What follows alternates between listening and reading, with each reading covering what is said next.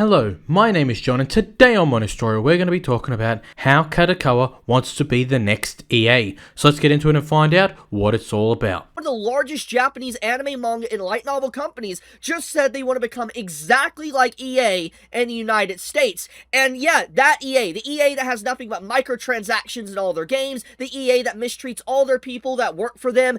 Recently, the Kadokawa CEO has stated that the anime industry is not profitable because there are a lot of studios that are making anime and therefore taking a part of the pie of the anime profits. And so he would like to solve this problem by Kadokawa becoming the next EA. However, I see this as a problem.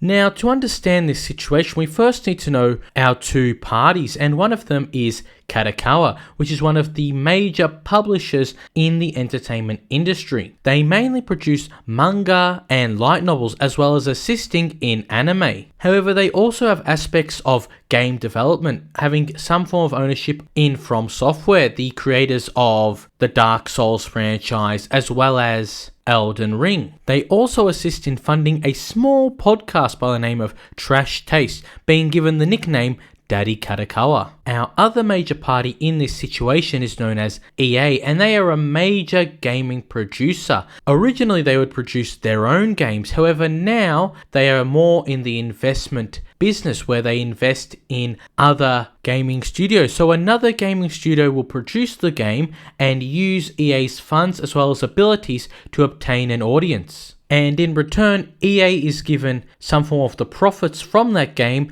as well as being affiliated with it throughout the game's publication.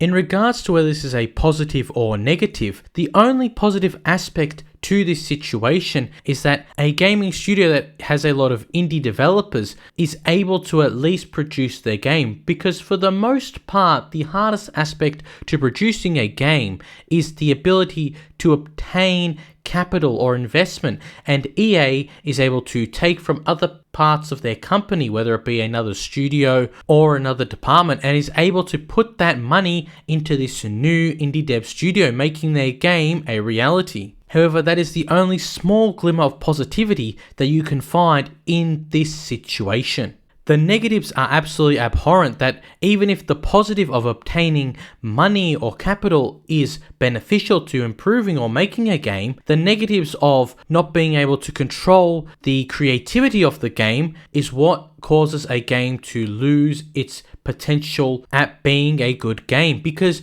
no matter what the gaming studio does, if EA does not approve of it as they are affiliated through licensing, then they will ask for it to be changed, meaning that a gaming studio has no other choice but to change it, meaning they have to push ideology or stories that do not fit with their creative ideas, leading to games either being less funded or axed entirely, and therefore not being able to actually get to the final location where it can be purchased by the consumer. Meaning that even though they obtained money or capital, it actually didn't help their game get produced in the long run anyway. And through this EA manipulation of the gaming studio, because they control all the authority over it at the end of the day, this leads to a further problem that the gaming industry has, and for some of these studios they cannot stop, and that is microtransactions. These are additional costs in the game from the base cost of the game you originally will pay, whether it be at a store or online. These go into buying such things as skins,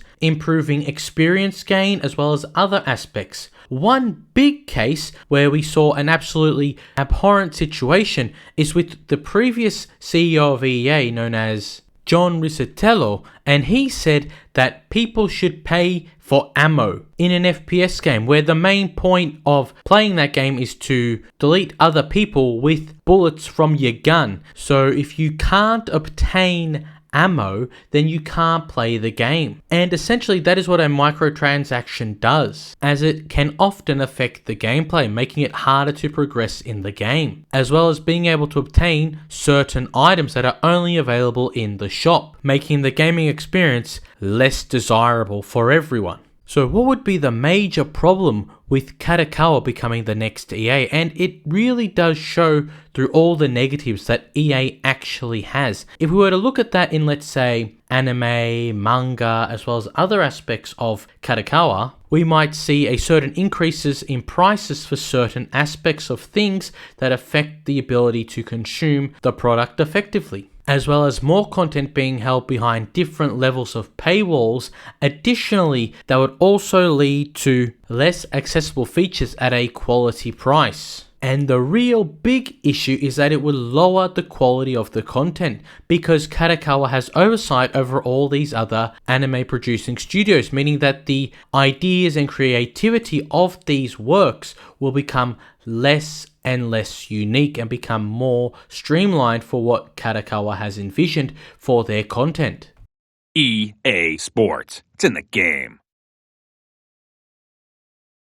Kadokawa is one of the most profitable companies in Japan. It has so much range and ability to produce wealth within its company that following in the footsteps of EA would be a very detrimental thing. Even though EA does make a fair amount of money and produces some interesting titles, however, that was more in the past, and now I think they are more of a shell of what they once were. That being said, they still make a fair amount of money. However, becoming like EA, Kadokawa may improve the industry by helping out a lot of indie anime studios to produce new anime. However, the risk and implications of them ruining a lot more is a lot higher. And if we know anything about EA, is that when a studio does not perform very well, they are ultimately dropped by EA and are now essentially unable to use their product because they have signed the rights of it over to EA, making all of their work useless. And I don't think anybody in the manga or anime industry would like to do that to their piece of work that they have put time, effort, and thought into, where it ultimately becomes the product of Kadokawa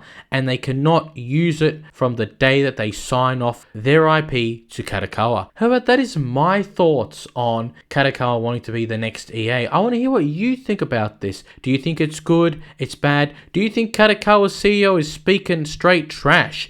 Please write that down in the comment section below. My name is John from Mono Story. If you haven't already, like, subscribed, and press the bell button, please do so. If you want to see another video, click up above. If not, until next time, I'll see you on another Mono Story.